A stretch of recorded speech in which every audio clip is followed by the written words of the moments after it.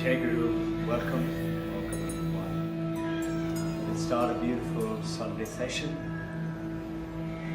Are you all staying in touch with the Thursday sessions also, a little bit? सुनते हैं थोड़ा Yeah? Okay. Should listen to it. What it will do is it will give you what we're going to talk about on Sunday. So even if you spend 5 minutes, 15 minutes, or a little more of reflection, the learning process and most important, asking questions. Without the questioning, our learning is not complete. Sir, that on Thursday session, that mantra was what I did not understand the mantra which you said. Say that again, I can't hear. That mantra which was there on Thursday session. Thursday session there was some mantra you recited. She couldn't understand that. You want to hear about the mantra? Yeah. Why the mantras are done? Yeah. Is that the question? Yeah. Why mantras are done? So Thaplial sir, would you like to answer that? I have not seen that. She is saying, Yes. why do we chant mantra?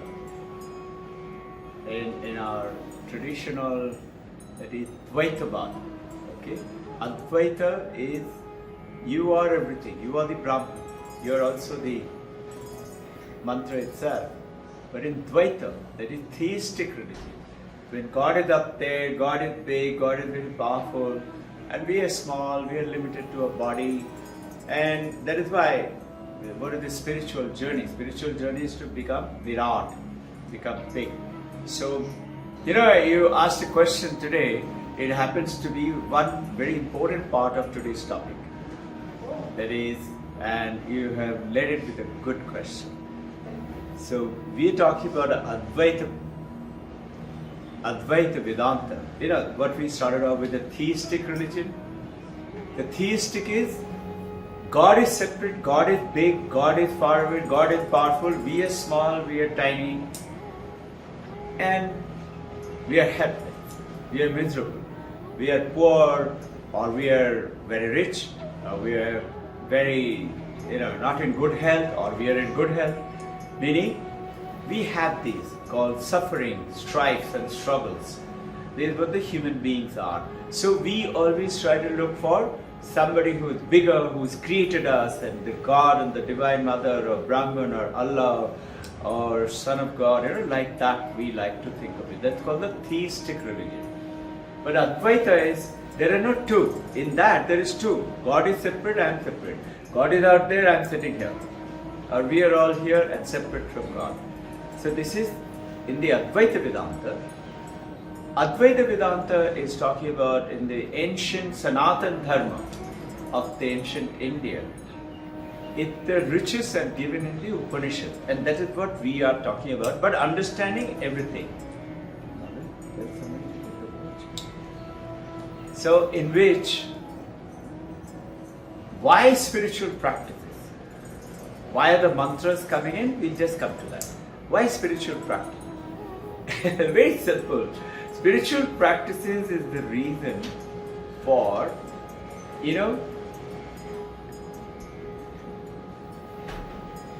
you and I have forgotten what we already have. It is like that king's son was kidnapped by the king's brother who wanted to become the king. And I've shared with you this story. And the soldiers,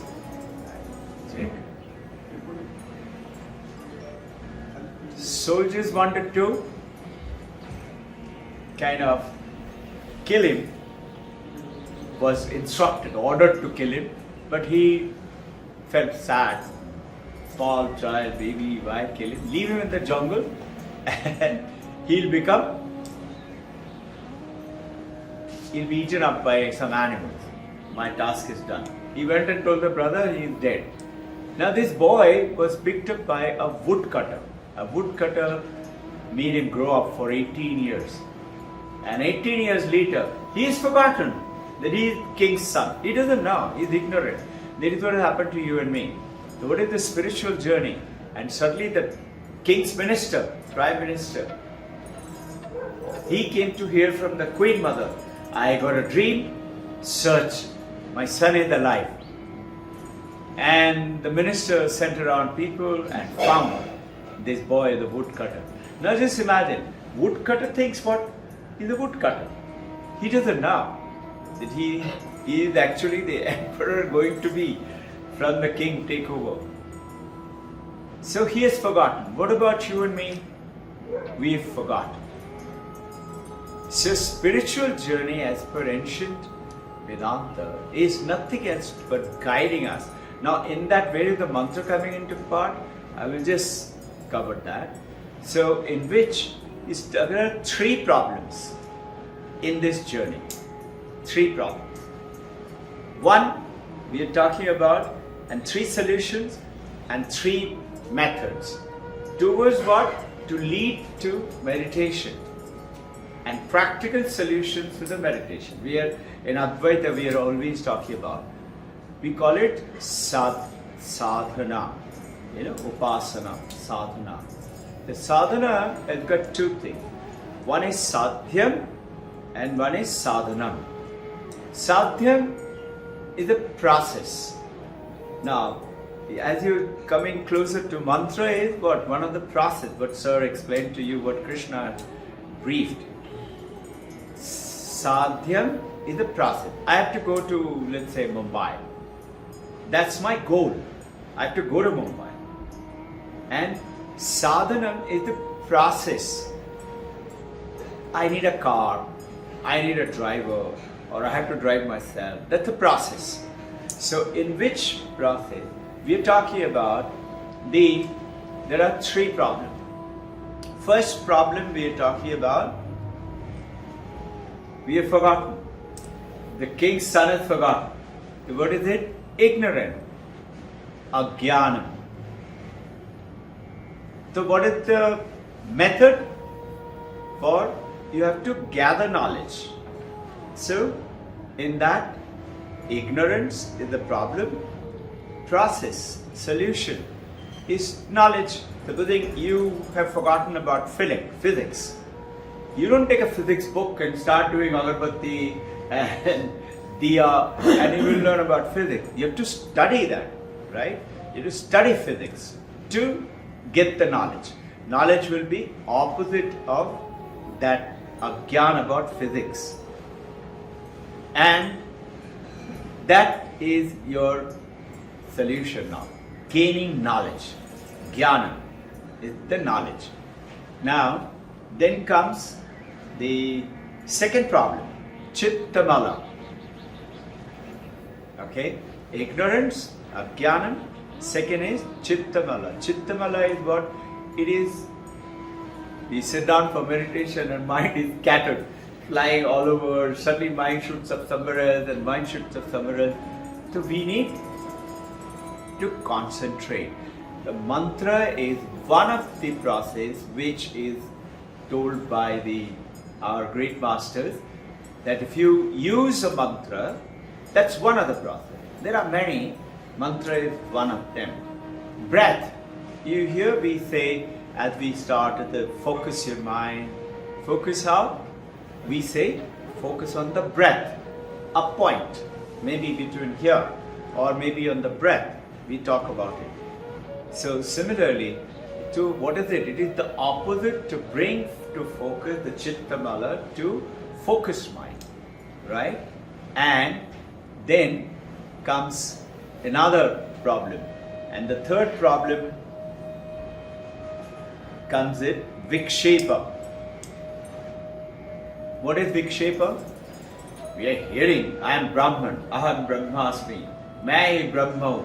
And your friend and your brothers will say, yeah, you are Brahman. Go and get me this. So what is it? It's not real. We are hearing everything, we are studying books and studying things and all that. We don't understand it. We say, so what do you do now? The process is given by the Vedanta. He says, Shravanam, like you heard Tapya sir, Vijay sir, we're talking about. You listen. So in Vedanta, the essential process of the knowledge is listening first. You listen to Guru's teaching, and Shravanam. After Shravanam, you reflect on it, think about it. Is it now becoming knowledgeable to me? Am I understanding it? Then it becomes Mananam. In the Mananam also, you get into deeper and ask questions to clarify and things like that. After the Mananam comes Nididhyasana.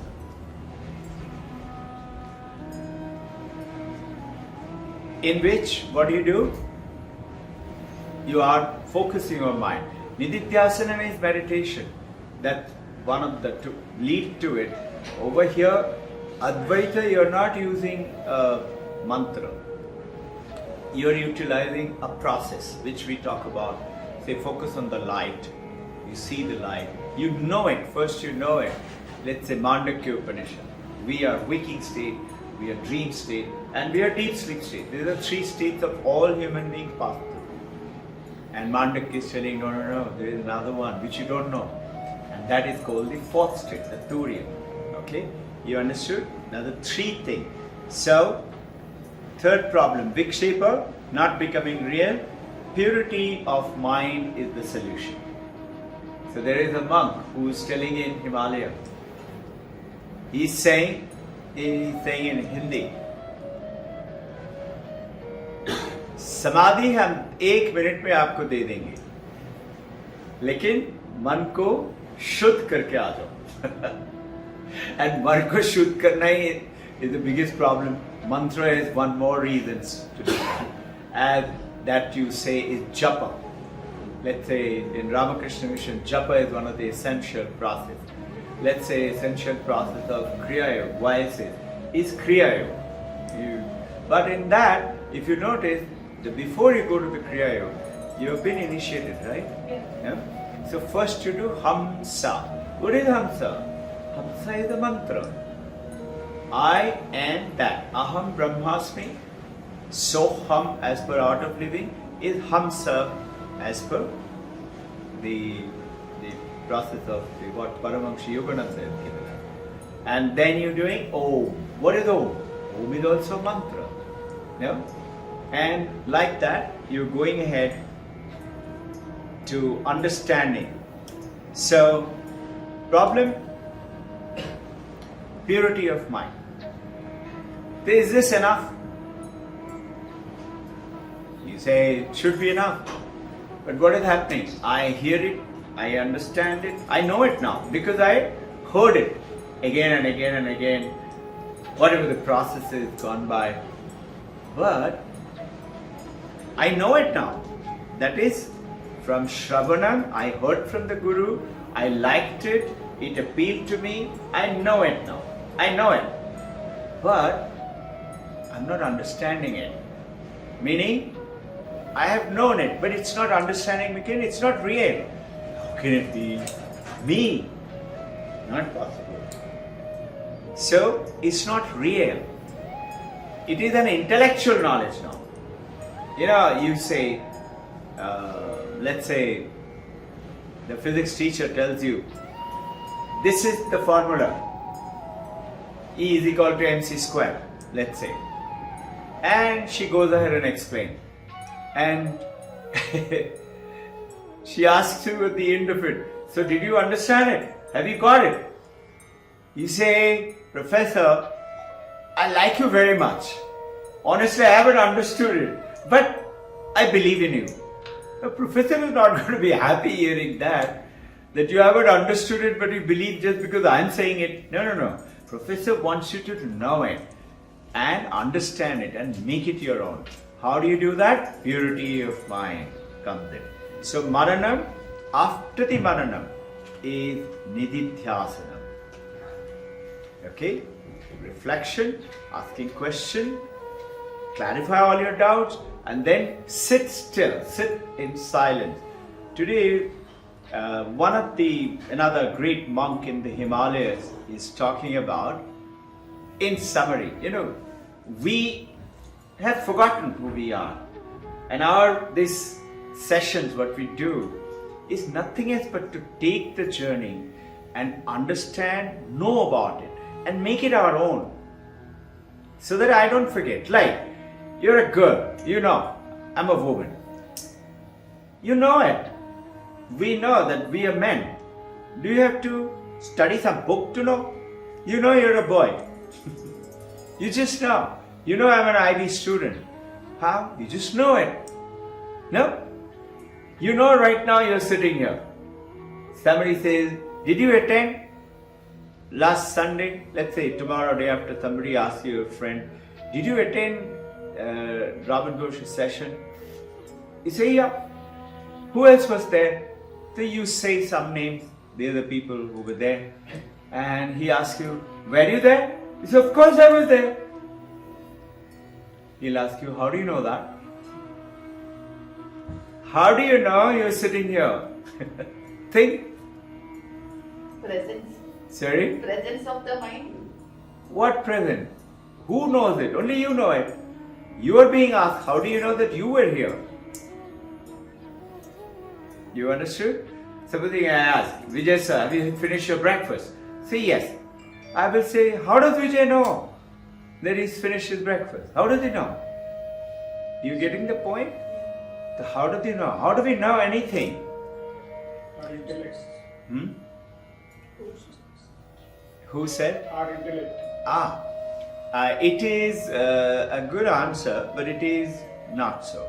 Think, your intellect is telling you you're sitting here, right? Your body is telling you I'm sitting in this so-and-so place, correct?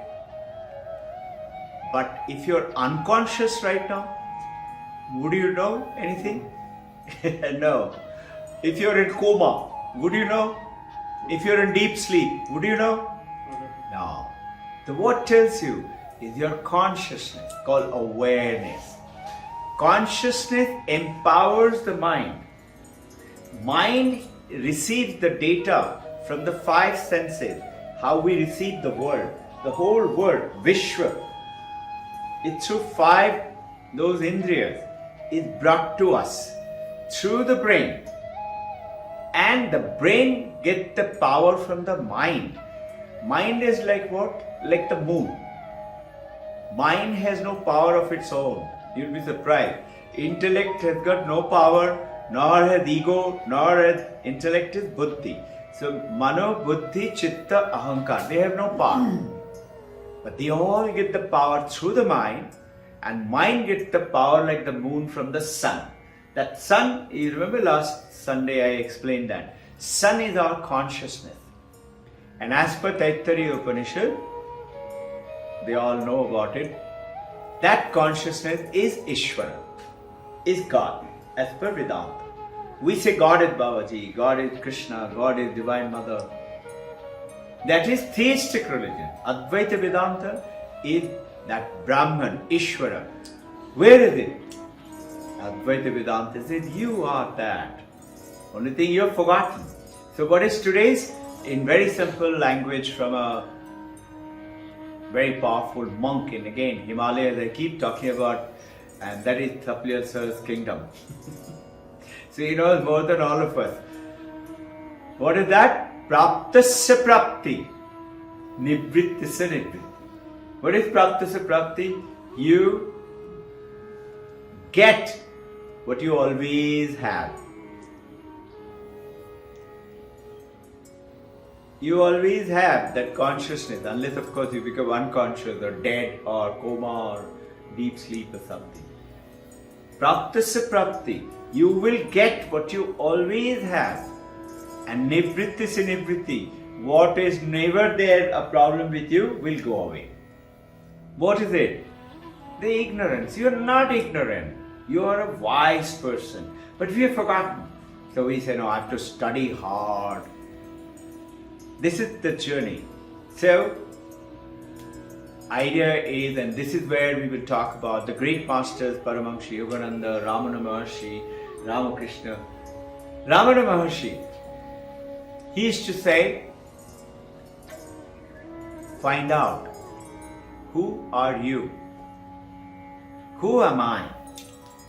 In that, actually, if you reflect on it carefully, Ramana Maharshi is not asking you two things. One is to actually asking you, who am I? Because Vijay can say, I am a BJP. Are you BJP? None. Or you can say, I am a Congress, or I am something, okay? That could be. I am a man. I am an Indian. I am not American. Answer to, who am I? I am an Indian. Suppose you are in customs clearing from United States going out. And they ask you, who are you? You say, I'm Vijay, I'm an Indian. That's what I will answer, like that, no? And then maybe my passport, all the details and all will be given to them. So the question from Ramana Maharshi is not who am I? It is actually what am I? And that you understand once again, once you understand what am I, is praptasya prapti. You understand what is there. And the second question, very beautiful answer given by Vedanta, is understand. Ramana Maharshi is not asking for an answer. When he says, find out who am I, he is not saying who am I, meaning answer that what he's saying, what am I? And in which he is not wanting an answer. What does that mean? You know, in the Zen meditation, Zen process, one of the beautiful religion, they have something like, Guru gives you something like, it's called Kwan. Kwan matlab ek matra. What is that? Like, he will say, you're supposed to meditate on it.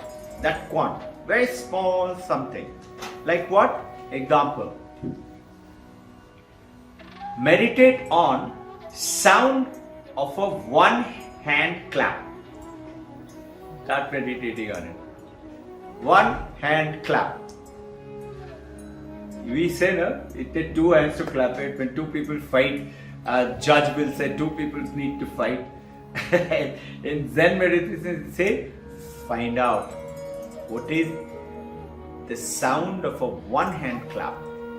So, Zen master is given this task. Disciples are all meditating. One disciple after an hour, 2 hours gets up and comes running. Sir, I've got the answer. Now in the Zen masters, they have a long pole, bamboo pole, very thin like this finger, but it's very whippy and it gives you, it must be 6-7 feet long. He gives him a fatka on the head. He says, go and meditate. Sir, I found the answer. You asked me to find out what is this? Meditate on the sound of one hand clap. I got the answer. He again gives him a head. Go and meditate. So, guy said, sir, you asked me. I know the answer. You don't want to hear it? He again raises his cane. He said, okay, sir. Disciple goes off. Meditate. He is again meditating for a while. He finds the answer. Again he comes running. Sir, I found the answer. Slightly better this time. Not as much jumping like last time. Again Guru says, go and meditate. And gives him a hit of the head. In the Zen they do that. Poor guy, disciple. He goes back. He starts meditating again. This time, third time, after another hour, 2 hours, he comes. His face is glowing, he's calm, he's quiet, he's got a beautiful smile. He just comes and does this. And now the Guru gets up and does pranam like that. Now you've understood. You understood? So, what is it? Ramana Maharshi is not wanting an answer. If you know who you are, you become silent. What did Buddha become? What did Paramahansa Ramakrishna? Buddha did not speak for 7 days. And people came down and asked him, Sir, you attained Nirvana. Nirvikalpa, Bodhisattva. Please come and teach everybody. Buddha just smiled, he didn't say anything. And then they kept on asking, he just kept quiet, sitting. Then they went, he had started his journey between 12 and 14, exact number is little debated upon, disciples together. And they had gone to some 2, 3 very nice, powerful those days. And if you look at it, his process of Buddha's process of the journey, it was something like Patanjali Yoga Sutra process. Those days it was very powerful in India. They thought Buddha is going to explain that. So those 12 to 14 people, they went and caught them. You all traveled together. Why don't you go and ask Buddha to talk to people, to teach? So they went and asked Buddha. Now since they were traveling together, so Buddha had a lot of respect. Buddha said, those who know, they already know. And those who do not know, even if I tell them, they won't understand. So they said, but make it understandable to them. Please start preaching. The Buddha started his first talk in Sarnath. And this is the essence of what we are talking about today. Praptasya prapti, nivrittasya nivritti. This is what Ramana Maharshi used to do it. Shankaracharya used to do it. 1,000 people, students. And the stotra goes on to say that Master is young. He was only 8, 10, 12 years of age. Till 16 years of age, he was to die by 16. It just so happened that Shankaracharya, he became so enlightened and so good. Shankara, Shiva, had given this blessing to Shankara's mother and father, very old. And yet, they had the child because of the Shankar, Bhagavan's blessing. And Shankar Bhagavan asked mother and the father, you can have a son. You all are very old, but anyway, you can have a son, I'll grant you, on one condition. Your son either will live very long and you'll be fed up of him, he'll be so bad, or he'll live only 16 years and you'll be very proud of him and he'll bring wisdom and knowledge to this world. Which son do you want? So mother and father said, 16 years old. Live for 16 years. So Shankaracharya was born. But his work was so great that just before 16 years of age, Shankar Bhagavan again came and said, because of your good work, I'll give you double. So he actually left his body at 32 instead of 16. Now this Shankaracharya also used to disseminate. You all have heard about Patanjali Yoga Sutra. Everybody's heard about it. Patanjali is actually who? Patanjali is Sheshanaga. Vishnu, Brahma, Vishnu, Maheshwara. Vishnu is Ananta Nidra. And on top of him is the 1,000-headed snake. Is Sheshanaga. Sheshanaga and Vishnu, they were in. Sheshanaga was protecting, Vishnu was in deep sleep. All the rishis from the earth came down to Vishnu and asked to Vishnu Bhagavan, we have a lot of suffering, we have a lot of problems. People are dying out of sickness, people are poor, people do not know how to face, and they are illiterate, meaning not that knowledgeable. Please help us. The Vishnu Bhagavan smiled, and as per this is in Vishnu Purana, he looked up at Sheshanaga, and Sheshanaga nodded his head. The snake, 1,000-headed snake. Sheshanaga took birth as Patanjali. Patanjali had 1,000 students and he wanted to give them Panini, I don't know if you all have heard about it, it's the Sanskrit grammar. It was given by Patanjali. Patanjali Yoga Sutra. He also gave that, Ayurveda to cure the body and the mind. Ayurveda. The knowledge of Sanskrit language through the Panini grammar and this Advaita Vedanta knowledge, in which Patanjali gave Hatha Yoga, Raja Yoga, like that, all the yogas process. Patanjali was teaching 1,000 students. How? He told everybody, I will teach you. All my knowledge will be given to you. But what he did, he sat on the stage and he put a screen in front. He said, don't remove the screen and you sit still. You will get your knowledge. He did not speak. Patanjali was silent behind the screen and 1,000 students were on the other side. And strangely, everybody was understanding and whatever doubts they had was getting cleared. Silently, in silence, not through words. Same thing is Ramana Maharshi. If you ask Ramana Maharshi, are you this body? Ramana Maharshi, I believe, when he used to be enlightened, his body used to be so beautiful, powerful, glowing. And somebody asks, are you this? He will not say anything. He is just silent. Despite Sheshanaga's telling everybody, Patanjali telling everybody, students are students. So one of the students, it's a beautiful story, quietly came forward and lifted up the curtain to see what is happening inside. How is Guru teaching us?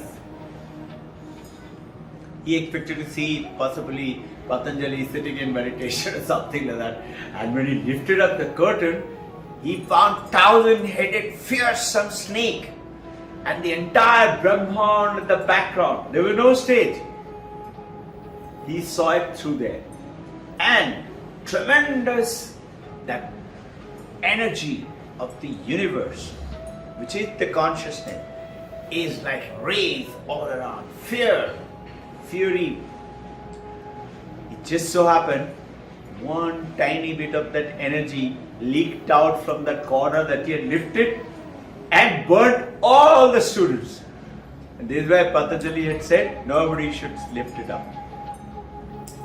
It just so happened, Patanjali came to know and he came out and he took his form again back into like a human form and came out and he said, alas, alas, all my students are dead. How am I going to disseminate the language which Vishnu had told him to do it, no?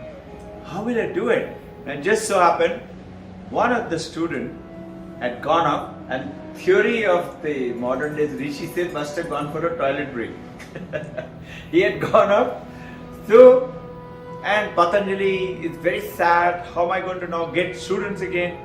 And this student comes and says, Pranam, sir, please forgive me, I had to go for a whatever. Patanjali, instead of getting angry, was very happy.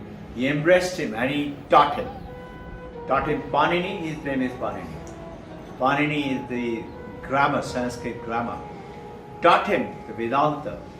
And he wrote it down. It's a beautiful story. He was writing it down from his own blood those days into that leaf which you later on was discovered as papyrus, from which came the paper. On the leaf he was writing it down and kept writing and putting it, and Patanjali kept teaching it. Then the boy said, Panini said, now I'm ready. Patanjali said, go and spread the word. So he said, I'll go to the village, open a school and teach everybody Sanskrit grammar and the knowledge of Advaita and Ayurveda. 3 things. Kaya, Mana, Vakya. 3 things, no? Body, mind and the word, speech. 3 things were taught. On the way, usual, this boy Panini was tired, travelled through the day, going to a village, and he laid down under a tree to rest for a while. As he was resting, there was a goat somewhere there. That goat comes up and starts eating up the leaves which he had written. And there is a famous word for that. That part of it is lost. That was eaten up, which was given by Patanjali himself. That is not there in Patanjali Yoga Sutra. So, Panini happened to suddenly wake up. And he said, oh my God, and he shooed up the goat. And he took the whole bundle and went, and whatever he could recover from where the Patanjali Yoga Sutra has taken birth, and the rest of the grammar and things like that. So it is not complete knowledge as per the little bit is still left out, which you're supposed to, as per the explanation they say, you're supposed to find out through your meditation, in which coming back to your mantra helps those who do not understand this to focus their mind, concentrate. Okay? Now,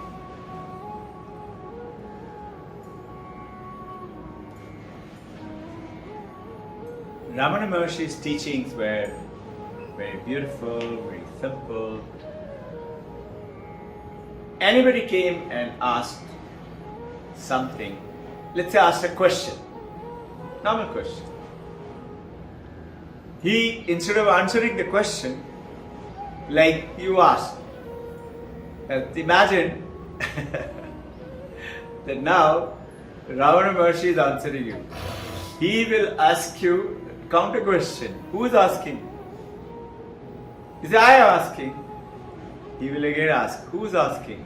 In other words, who is this I? Find out and you'll find the answer. Now this is how Ravana Maharshi is to. So one devotee comes to him, Bhakta, and he says, Sir, honestly this Advaita Vedanta is too difficult. I'm not understanding it. I love Vishnu avatar. I want to do puja, agarbatti, diya and offer fruits and flowers. Can I do that? So Ravana Maharshi, he used to speak very little.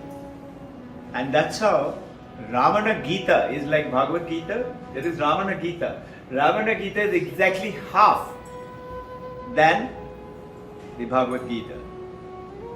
Okay? So, Ramana just nodded his head. He said, I can? Oh, so nice. Sir, when I die, will I be able to meet Vishnu? The Ravana Maharshi again nodded his head. I will meet him. Oh, so nice. I'll be able to go to heaven and meet him? He said, yes. I'll go to heaven. The Bhakta is very elated. I'll meet Vishnu. He again nodded his head. I will meet Vishnu. Oh, he's so thrilled. And then he said, Aapko samajh aa raha? Very nice. Thank you. I'll meet Vishnu. What will Vishnu ask me? He'll talk to me. He said, yes. What will he ask me? He said, find out who you are. I do not know how far this story is true, but there is somebody called Ganapati Muni. Ganapati Muni was Ramana Maharshi's right arm. And he wrote the Ramana Gita. Exactly 350, 700 odd verses Bhagavad Gita.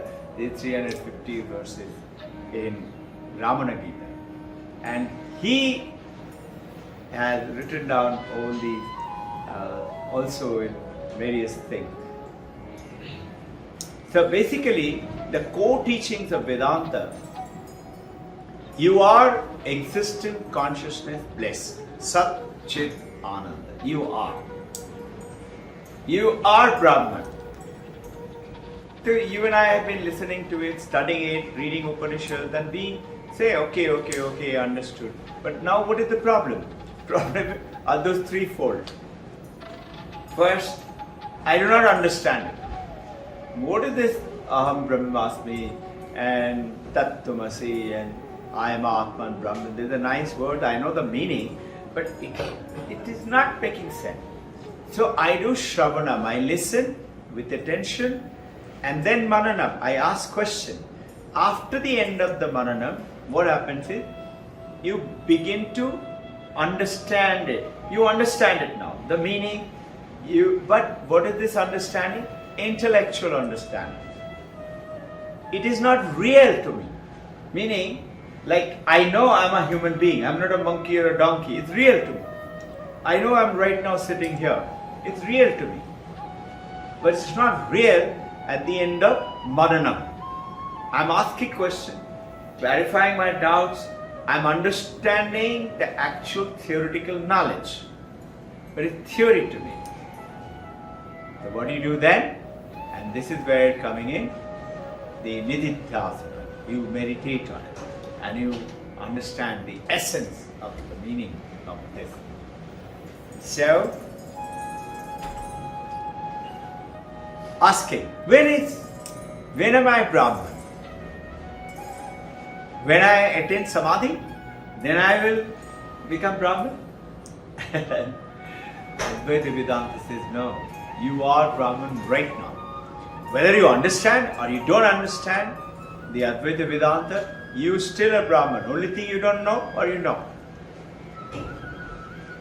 So, it is like the king's son who was kidnapped and who is in the jungle, growing up with a woodcutter, 18 years of age. He doesn't understand anything. He doesn't know that he's the king's son. He's going to be the heir of the property of the kingdom.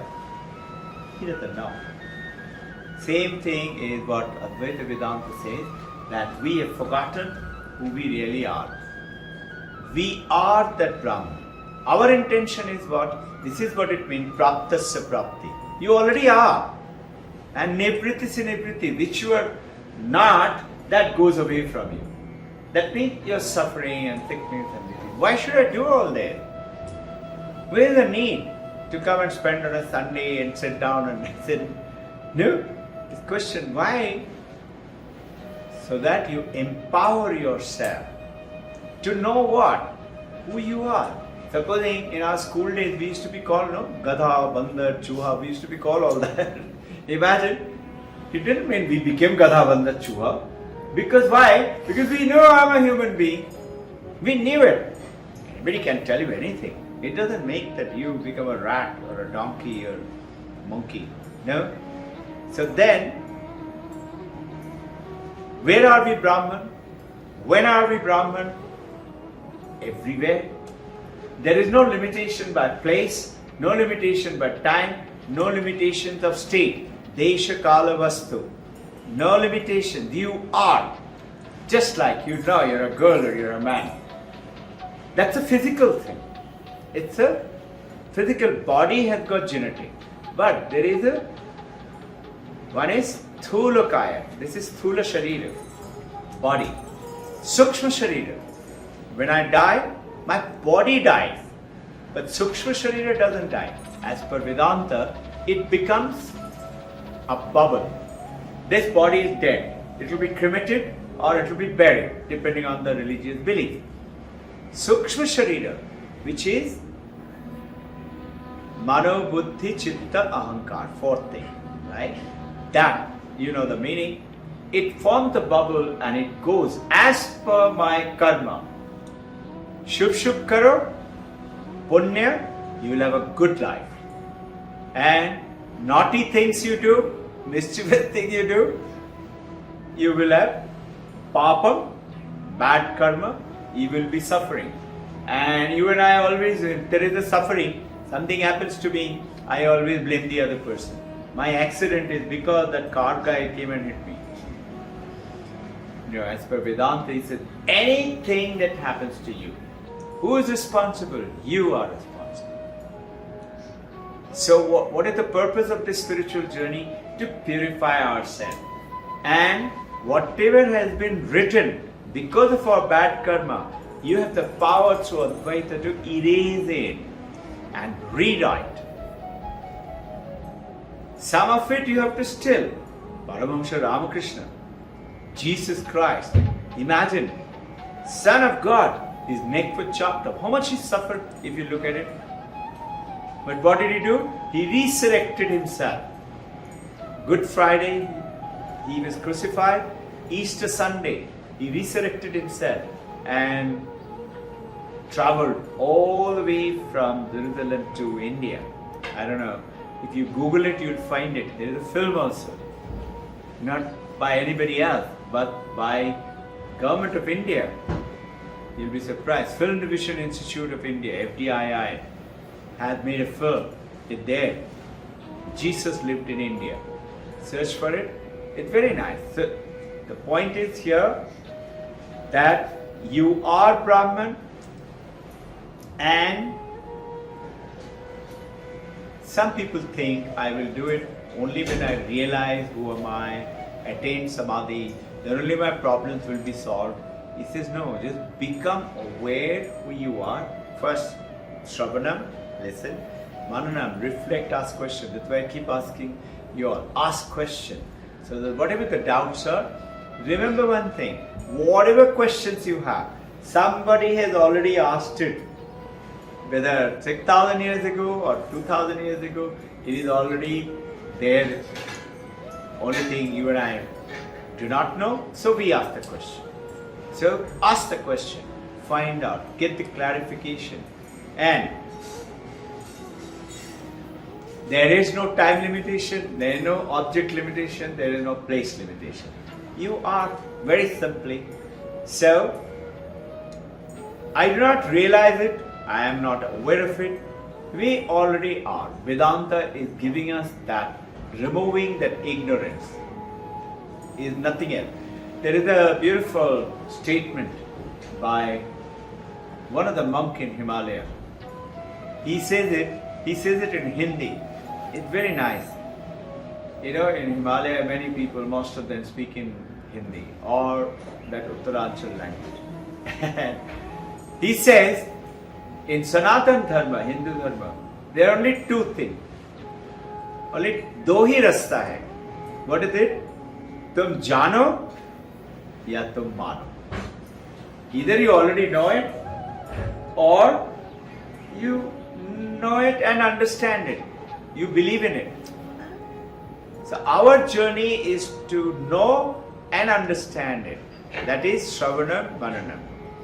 And then Nididhyasanam. Firmly establish it. It's like, you know what is being an Indian and Pune, Maharashtra, you know what is an Alfonso mango. Okay? And you enjoy Alfonso mango. Let's say you've gone to America. And in America, your guest who treats you, and just before you're coming back, maybe after a month or 6 months, your guest said, your host said, you be my guest, I'm going to throw a party. Please come on Sunday. So you go there on Sunday, and she's called for 50, 60 people, must be Indians and things like that. And there, she said, I have a surprise for you. I said, really? What's the surprise? I'll show you at the end of the dinner. The end of the dinner. And you're waiting. What's the surprise? You're thinking must be some gift or something. End of the dinner, you are there, and she comes with a tray covered with a cloth. And comes and says, here is your surprise. He said, what is it? See it? And you lift up.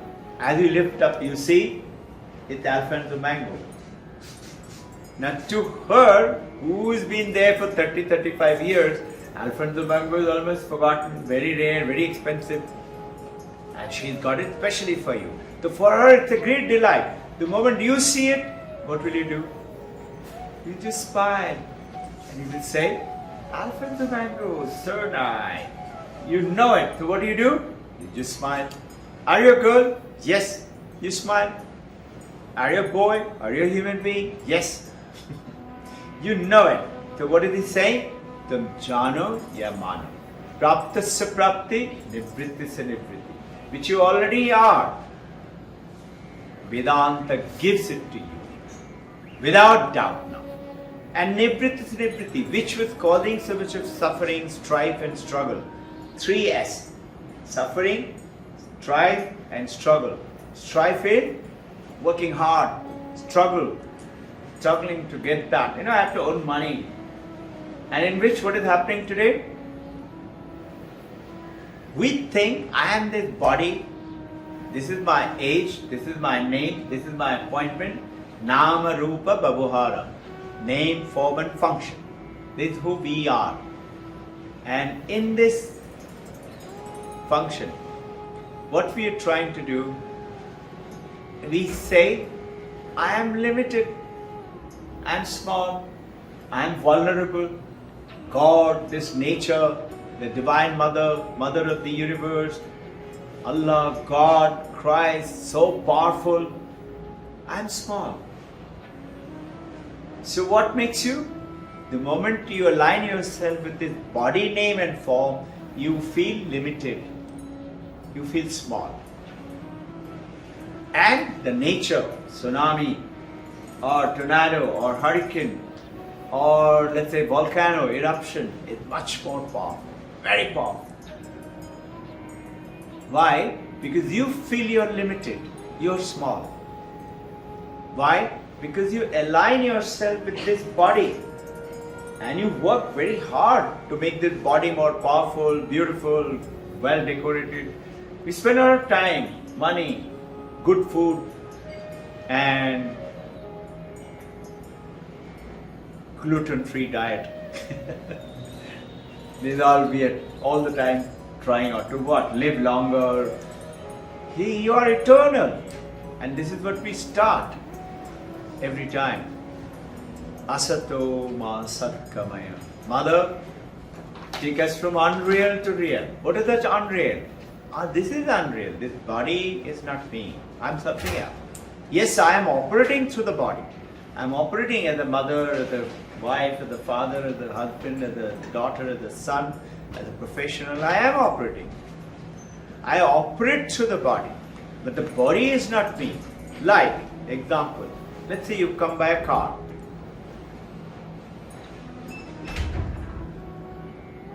You take care of your car. You keep it clean. When you get out of the car, do you say this car is me? You have your body. You take care of your body. But you say this body is me. Let's say your mobile. This is my mobile. My car, my house, my family, my children, my husband, my wife. And this is me. This is Advaita saying, this is not who you are. It appears through the body, mind, and this is called that Kaya, Mana, Vakka. This is three: speech, mind, and the body. Kaya is body, Mana is the mind, and Vakya the speech. This is who we think we are. So, in the sadhana, I talked to you about sadhana has got, sadhana is upasana, is tapasya, is the work that we do, practice every day. Sadhana has got two-fold. One is sadhya and one is sadhanam. So sadhya is the goal. What's our goal? Our goal is to empower ourselves with the knowledge, to become one with who we supposed to be are. We have forgotten. What is the goal of the emperor's son? To realize, get the skill, get the knowledge and become the emperor. Yours and my journey is to remove this suffering struggle. Why do we do it? To remove suffering. We don't need suffering. We don't like suffering. Nobody likes it. Even a dog doesn't like suffering. So we also don't want it. And because we don't want it, we are searching. Answer is very simple. It's given by our ancients. And what is the goal for this journey? You say to become Brahman. That's what you and I will say. Advaita says, you already are Brahman. That is not the goal. He said, no, but see, I don't know it. He said, that's your ignorance. That is not your goal. You already are Brahman. So what am I supposed to do? You supposed to realize it, know it. What is that? Remove. What is the first problem? ignorance, ajnana. We don't know. Remove that. How do you do it? There is, understand, there is a problem, there is a solution, and there is a method. So we have got 3 problems, 3 solutions, 3 methods. We will be covering on that. That ajnanam is the one in which we have forgotten that we are Purnam, we are complete. You remember we talk about, sing that song, Purnamada, Purnamidam, Purnat. You remember? We talked about it. Purnamudachyate. Purna comes from Purna. Purna is taken away from Purna. And Purna, when it is taken away from Purna, Purna remains Purna. This is the beauty of the understanding. And Shankaracharya uses a beautiful statement to express this to all of us. So, Kama Karma. He says, Avidya Kama Karma. Ignorance, desire, karma. What is that? We are ignorant. We feel small, we feel limited by this body, and we have lots of desires. There was one of the devotee the other day was saying, even if one desire is filled up, but then there are so many desires. Why so many desires? Because you feel you're incomplete. When do you feel incomplete? When you're limited. Supposing you know that I am the kingdom. Supposing you know I am the Reserve Bank in India. I have the power to sign a check for billions of dollars. Where is your shortage of money? You already are. You are the emperor. Where is the shortage of money? But though there is a beautiful story on this, one Sufi in Delhi, Pir, he goes on to, experience, a lot of devotees are coming to him. He was a little away from Delhi proper. And those days Delhi was filled with jungles and everything. He used to live in the jungle. And a lot of devotees came from the town and used to come and meet him. And this Muslim Pir one day said, let me go to Akbar and ask him for some money so that I'll build an ashram, there will be some food to eat and cows to give milk and things like that. I'll build it and I'll take care of the people, my devotees when they come. He went, Akbar was praying. He had everything, but he's praying. And in his prayer, he's loudly telling, Allah, give me more power, more soldiers, more horses, more elephant, more kingdom. I should have more countries under me. So this Pir, as the story goes, he got up and he started to walk away. So after a while, he was behind Akbar. But Akbar was told because he used to always help everybody. So his soldiers, guards who were there. So after Akbar got up, he said, sir, there was a Pir who had come. He said, oh, go and call him. So he said, sir, he's gone. He said, go and find him. He must be walking down. So they go and catch him and bring him back. He said, sir, you had come here. You needed something. He said, yes.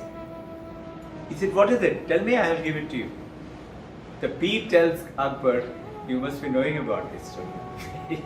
He said, I don't want the money from a beggar. He said, sorry? Imagine he's calling Akbar beggar. He said, you are asking Allah, no? For money and soldiers and property and kingdom. You are a beggar. Why should I ask from you? I will ask from Allah himself directly. And this is the statement he gave, and of course, subsequently,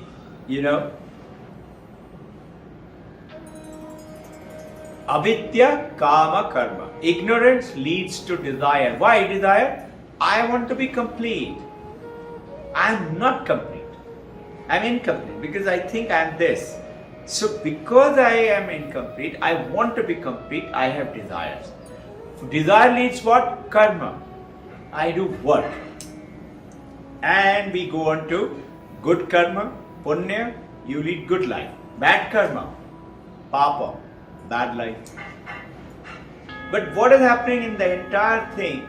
you and I have forgotten who we are.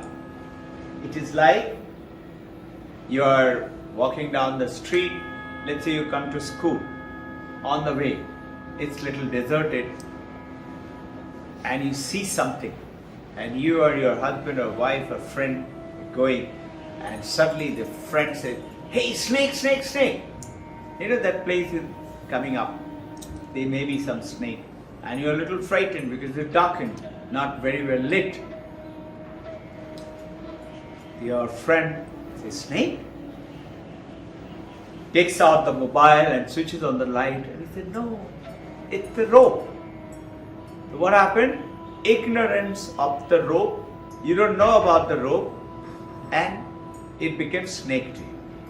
And that is what is happening to you and me. A simple, beautiful word is transforming it into the problem and the trouble and the suffering. And this is what the message is. That if I know that I am Brahman, I am complete.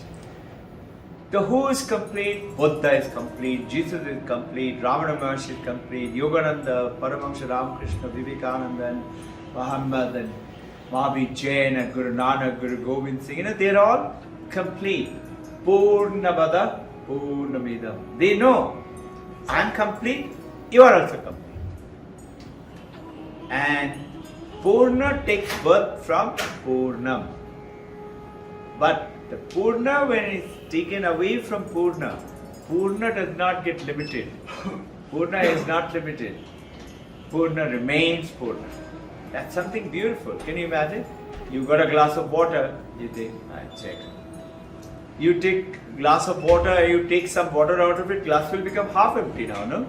And this is what we understand in the material world. If I got $1 billion and somebody takes, by the way, I just came to know about a gentleman in America. If you ask him, "Who are you?" he says, "I'm nobody. I'm homeless." So this is Swami Sarvapriyananda, he's talking about it. He happened to meet him. So he said, "You're homeless, okay, but what do you do? Are you a professor or something?" It was an intellectual gathering. He said, "No, I'm just simple nobody, I'm just homeless. My name is so-and-so." So Sarvapriyananda is surprised and he's saying, what do you do? Are you a professor? He says, "No, look me up." The look me up generally in the Western world is straight away Google. So they Google him and find out he's a billionaire and he is homeless. He doesn't have a home and he's a billionaire today. I'm talking about right now. Billionaire homeless, and he was visiting that time California. You know why? He was giving California state $500 million. He's giving $500 million, he doesn't have a home and he's billionaire. And he's very humble. He says, "I am just a homeless guy." So like this, if you are Brahman, you know you're Brahman, but you've forgotten you're Brahman. You're the king's son, you've forgotten. You're a human being, you've forgotten. Our intention is, this is that. Nivritti se nivritti. What is not there, remove it. And prapta se prapti. What you already are, re-establish, firmly know it. I am that. Just like I'm a human being, I'm not a monkey. And that kayamanavakya is not there. So what is the need? Money, the body. It says what? If I get a perfect partner, then I'll be complete. If I get lots of money, then I'll be complete. When I get that special car, that my back, then I'll be complete. Or that 7 Series BMW, I'll be complete. If I get that house, that bungalow, then I'll be complete. Why? Because you think you are incomplete. But at the moment you say you are complete, you don't have any requirement. The Paramahansa Ramakrishna, he asked Master M, who has written Gospels of Ramakrishna, Kathamrita, beautiful book. Those of you who would like to read it, you can also study it intellectually through the internet. Master M once asked Ramakrishna Paramahamsa before going, they used to come from Calcutta to Dakshineshwar. Dakshineshwar was like a jungle then. All the way to the horses, chariot. So asked, sir, I'm going, do you need anything when I come next time? He said, okay, you can get me 2 shirts. You know, he used to wear shirt and a dhoti. So he said, okay, sir. Now, Master M brought 6 shirts. You know, he deeply indebted to his guru, and 6 dhoti. So Ramakrishna Paramahamsa, he said, oh, in Bengali, he said, you brought so many. Anyway, I just need 2. He just took 2 and he said, you give the rest to somebody else. So like that, he had the basic necessity. Who is he? Suffering. From what? Cancer. Why cancer? Why should Paramahamsa suffer? What he did, he took the deep problem of, as per 2 gentlemen. One is called Girish Ghosh. Girish Ghosh became one of the 12th monk of his order eventually. But he was those days, he should write. You know, theatre, the Hindi film and all these started off from some of these states like Bengal, like Maharashtra and Tamil Nadu. They used to have theatre those days, open theatre. They used to have, in fact, even now it's there. You know, suddenly in an open, in a lunch break time, if you're walking around, you will see little crowd. Lunch break, and suddenly 10, 12, 15 people are acting a particular scene on where? On the road, crossing. They don't have any shed, no stage, nothing. They're just acting. And people love to see it. That Girish Ghosh used to write. And that's how the famous, the Bengali, the action films and things like that generated. So he was supposed to have been very famous. But anything bad that you can think about naughty, he used to do that. Mischievous. It is said that he came and took shelter with Ramakrishna Paramahamsa, and Paramahamsa Ramakrishna took all his evil things upon himself, and that's how he got the most painful cancer called the throat cancer. 3 days to leave his body. Turiya Maharaj, later on named as Hari Maharaj, he came, he was then brahmachari. Early morning, he was living with him at that same Kashi Pukur garden. Came and said, Thakur, how are you feeling today? In the morning. So he's supposed to, Paramahamsa Ramakrishna said, my throat is paining. Can't eat, can't swallow anything. The Turiya Maharaj looks at him and he smiles. He said, sir, you're in bliss, you're in happiness.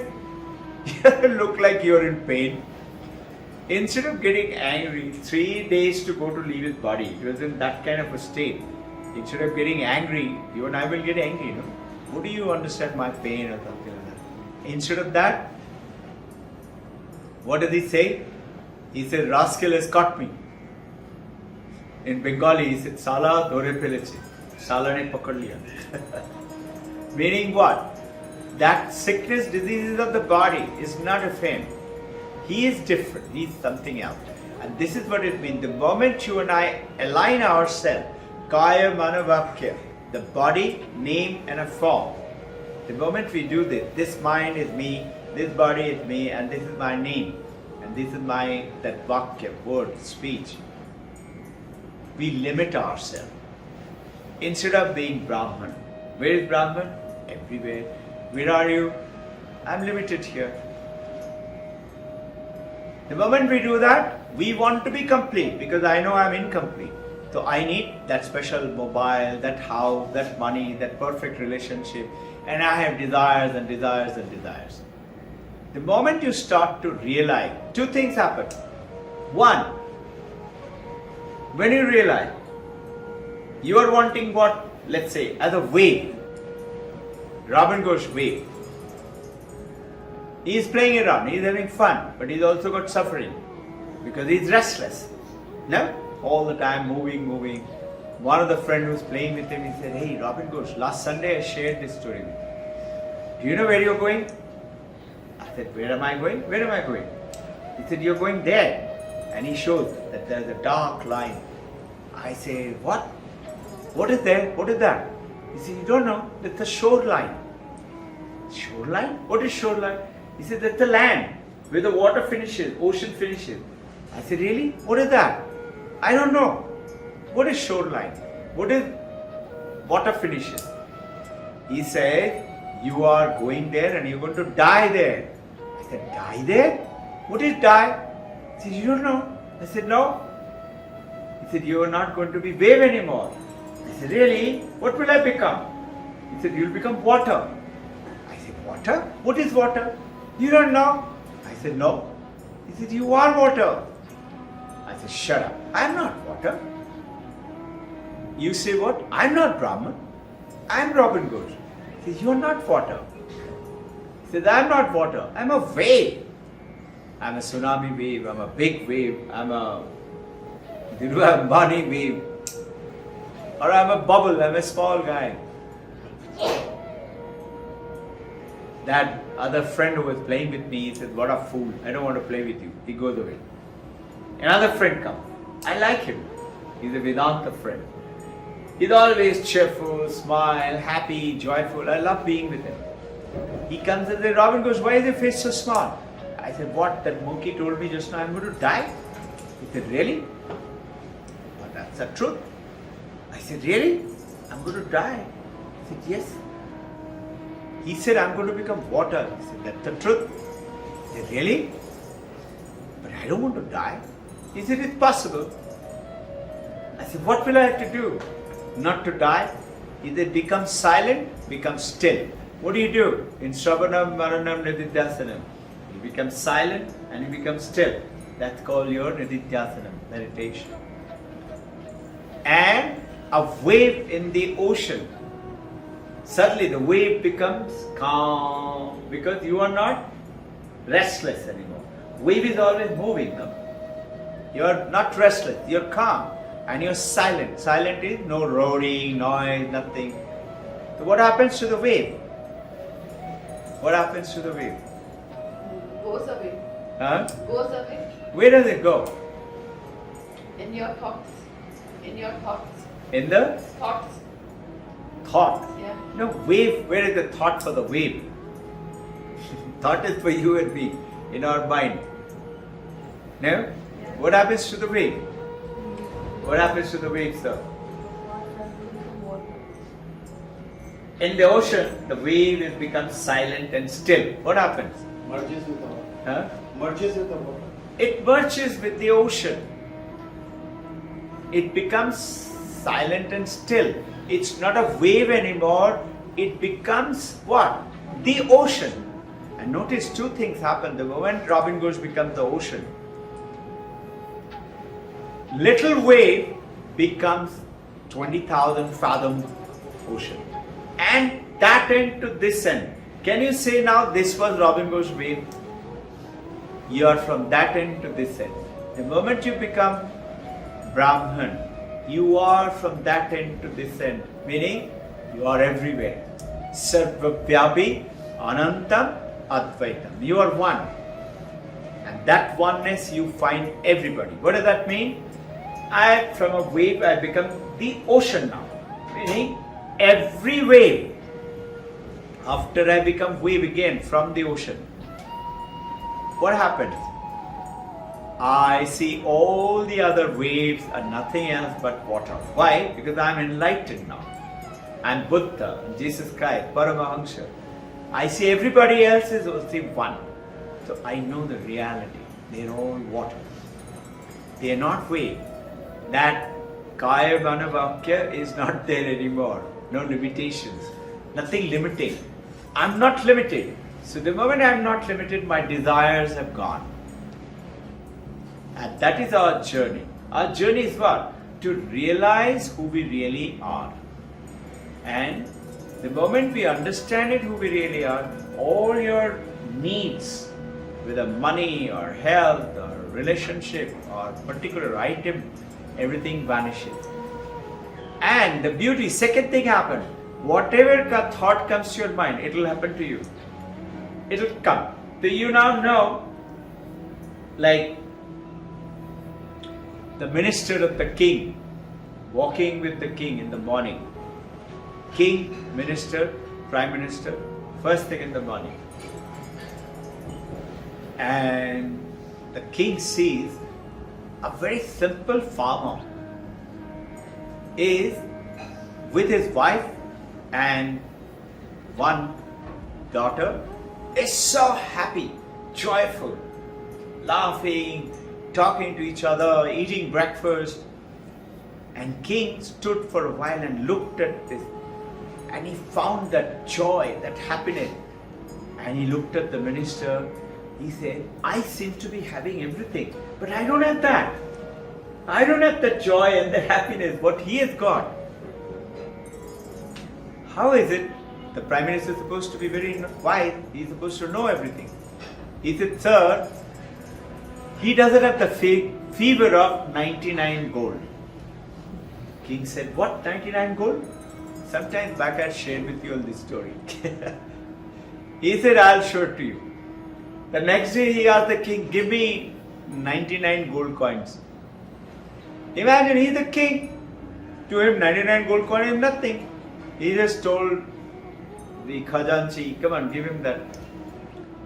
And at night, the prime minister goes quietly and puts it outside the farmer's door and vanishes. Next day, the farmer gets up and he finds a bag. He opens it and he's shocked. His heart is soaring. I got so many gold. So what does he do? He starts what? He starts counting. How much do I have? 1, 2, 3, 4, 5, 6, 7, 8. He goes ahead and says, 99?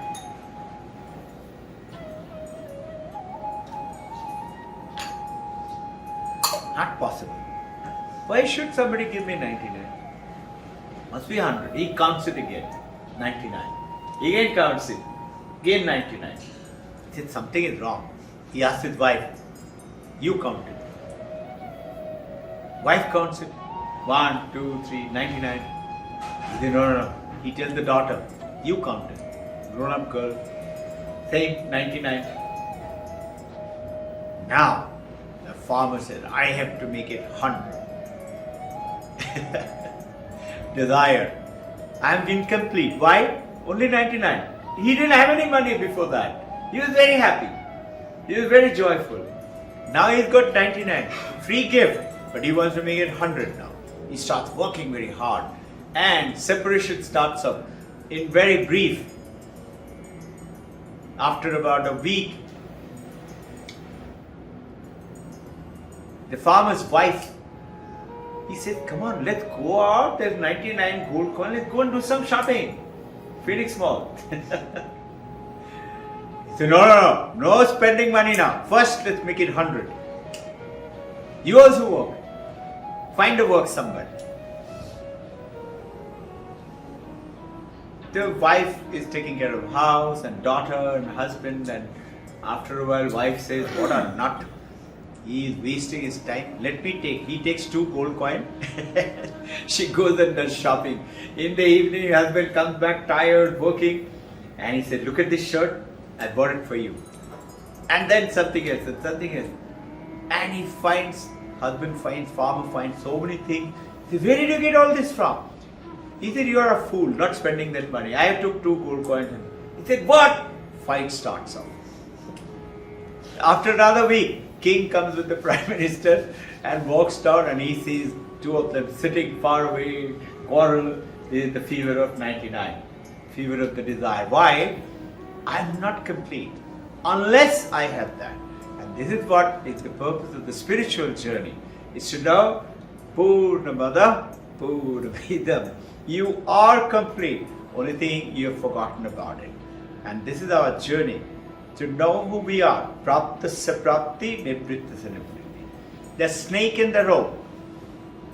If you know it's a rope, you cannot confuse it as snake. What do? If somebody says, no, that's a snake. You throw your flashlight from the mobile and say, see, it's a rope. Do you tell the one who is ignorant, no, you are not. You don't know who you are.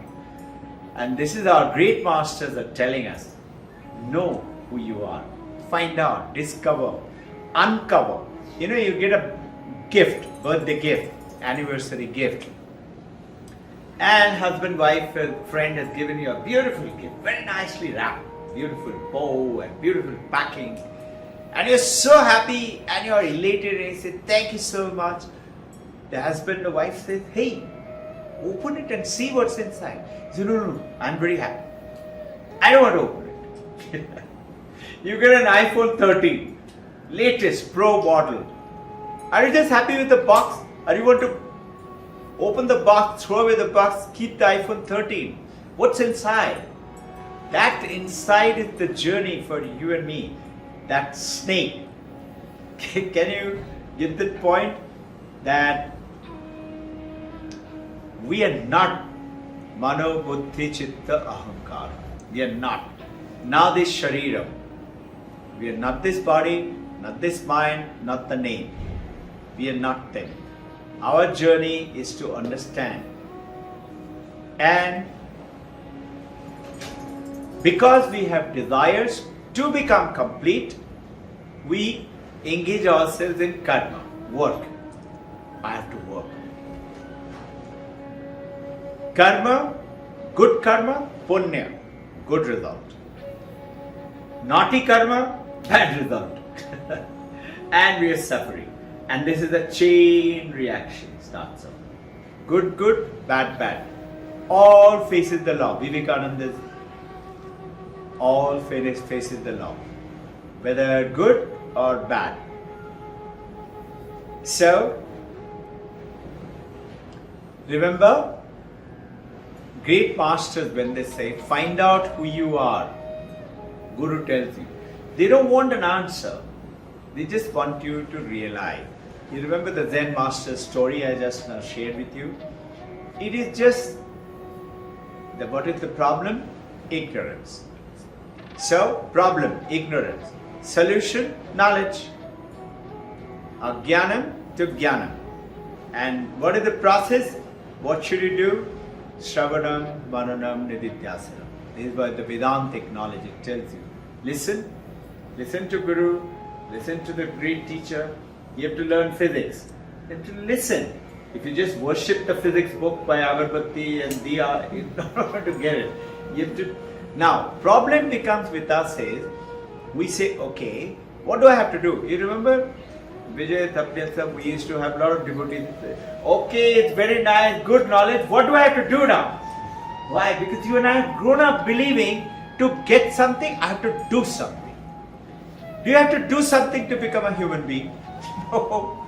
Do you have to do something to become a girl or a boy? No, you are. Do you have to do something to be here? You are already here. From there you have to come here. But once you're here, it's what? You're already in that state.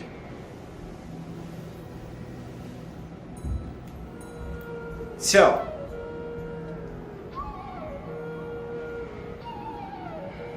problem, solution, method.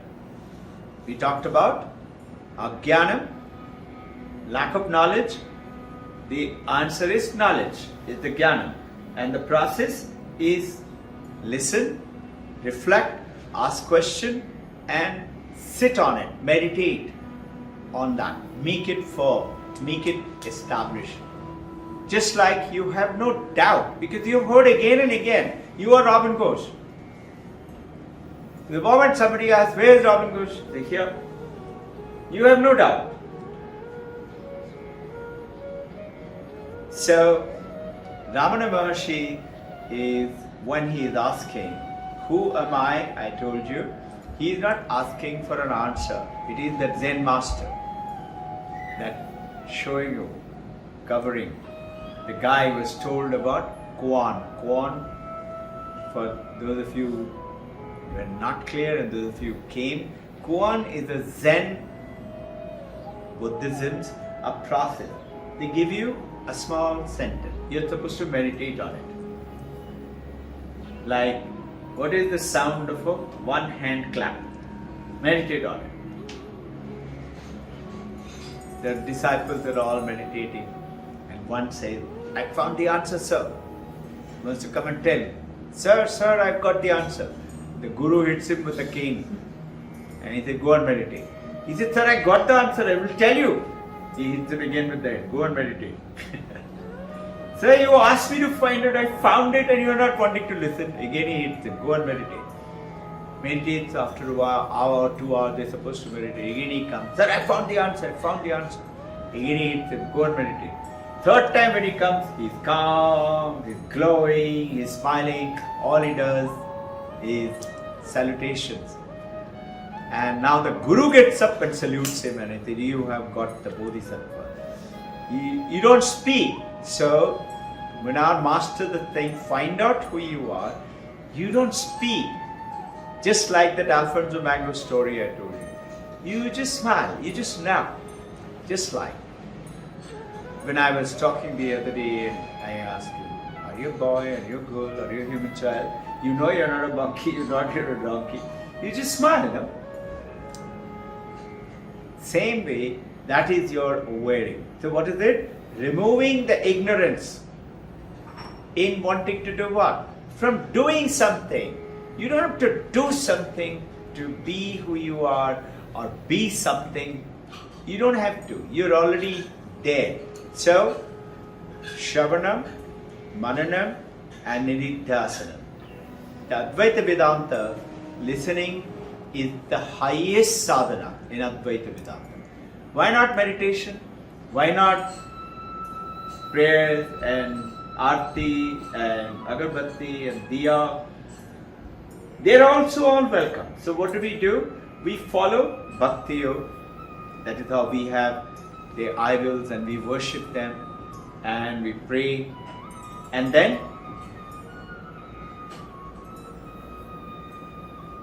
Raja Yoga. What are you doing? You are elevating yourself with meditation and breathing technique. And then, what is Karma Yoga? When your mind is in disturbance, turbulent. So what is one of the best method Advaita Vedanta says? Nishpapa Karma and Karma Yoga. That is there one. Do Karma Yoga without expecting anything from anyone. Just do it. You'll find your mind will become purer and purer and purer. And then is the knowledge. So, Shravanam, Mananam, Nididhyasanam.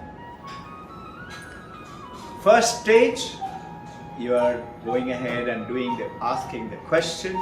In Nididhyasanam, you get tissue. So what is Vivekananda saying? Vivekananda is telling you, repeat unto yourself, which you were talking about, mantra. Again and again and again, till every drop of your blood is with that saying. This is called japa. That's another process in the Bhakti Yoga process. Till it becomes you. You say, okay, I've understood it. I've understood theoretical knowledge. Alright, aham brahmasmi, I am the Brahma. But then why do I have all this suffering? Why? Because it's not real to you. You say, yes, I have understood intellectual knowledge. Alright, what do I have to do? That's the question comes in. But when you know already, and then you don't ask for what do I have to do. You are it. So what is it called? It's called Vikshepa. And in which you go ahead with that mananam, reflection, asking question, and then you understand. So first problem we talked about, let's summarize. Ajnanam, that's the problem, but the solution is knowledge. If I don't know physics, by worshipping physics book is not going to help me, but knowing physics will remove my ignorance of physics. The knowledge will give it to me. And what is the process? Is Shravanam, Mananam, Nididhyasanam. To remove ignorance and get the knowledge. Second problem which we talk about is Chittamala. Chittamala is scattering of the mind. You sit down for meditation, mind is chasing there, body shifting, restless. So what is the problem? Chittamala is the scattering of the mind. Solution is the concentration. What do? Bhakti Yoga, Raja Yoga. This is how the process takes on. And the third problem, as we talked about, is Vikshepa. How do you understand it? How do you do it? That Karma Yoga. A very simple process given to you. Now, impurity of the mind goes ahead and gives you very simple process. Any questions till now? Yes. If she don't have solution for health problem, that time what she have? If you don't have any solution for the health problem, Yeah, how? see, who is having the problem? You say, I. Is it I? Who am I? Here, who is having the problem? The mind of Robin Ghosh is the problem, not Robin Ghosh. Why the mind has problem?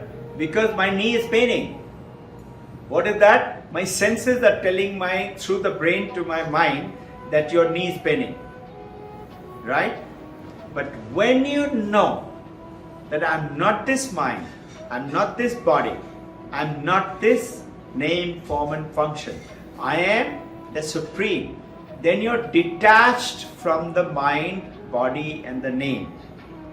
Paramahansa Ramakrishna, throat cancer. But is he suffering? Jesus Christ, neck is chopped off. Is he suffering?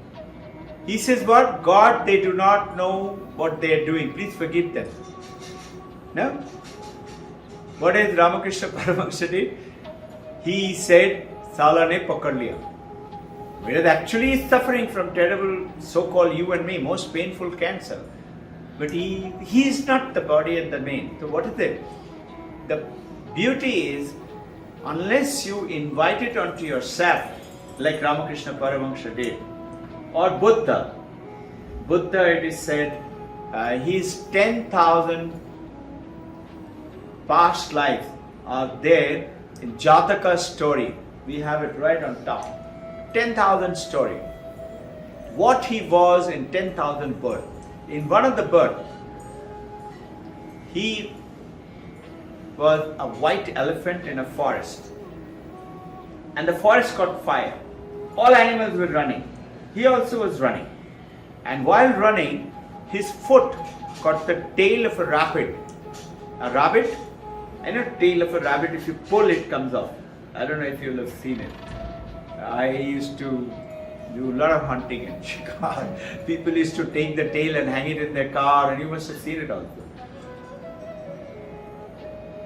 The rabbit did oof, created white elephant, a little pain to that rabbit. Because of which, when he was Buddha, he was walking down towards, his first lecture, which he gave in Sarnath. He was walking towards that with his devotees. And the Brahmin Pandits of Banaras, they didn't want Buddha. They wanted him to die. Why? Because he was saying, don't worship all these idols. There is no need. These are all, this God and all these things is not there. You, Atma Deepa Bhavu, it's within you. This is what Buddha is teaching. For suffering, 8-fold methods, you will definitely get out of this suffering. And we worship and do what? To remove our suffering. Those Pandits, what they did? From the top of a mountain, they were ready. As Buddha's team was going, they threw a big stone. And the stone was falling down to crush Buddha and his team, to kill him. But because of Buddha's power, that stone mattered in the air. But one tiny chip of the stone came and hit on his toe. And it created wound. And that wound would not heal for months and months and months. Then the king of Banaras gave him his own physician, Vaid. The Vaid tried to treat him, he couldn't treat him. Eventually he realized, they were also very enlightened Ved, he realized there is only one medicine for that. And that medicine had to have the small bit part of a pig. You have to take out that part, grind it with the medicine and give it to Buddha. Now Buddha is Ahimsavad, and he gave it to Buddha. Now Buddha took it, but he came to realize it also. He became okay, but it downcasted him. For he said, don't be near me anymore. What I'm saying, that those past actions, even for a guy like Buddha or Jesus Christ or Ramana Maharshi or Ramakrishna, they come down. But to them it doesn't make a difference because they're not the body. They realize who am I. And body is there for a while. They know body is a baby, body will grow up, become a teenager, will become adult and then become middle-aged and then become old and then the body will die. But I'm not dead. So what do we say? We pray, no? Asato ma satkamaya, tamaso ma jyotirgamaya. Remove the darkness of ignorance, give me light. And mrityurma amritam gamaya. Make me deathless, birthless, fearless. That is through the knowledge. Alright? So, one monk tells in Himalaya, समाधि चाहिए, हम 2 minute में समाधि देंगे. पहले मन को शुद्ध करके आ जाओ. Purify your mind. Now that's very difficult. That's why we do this. Let's do some exercises. Okay?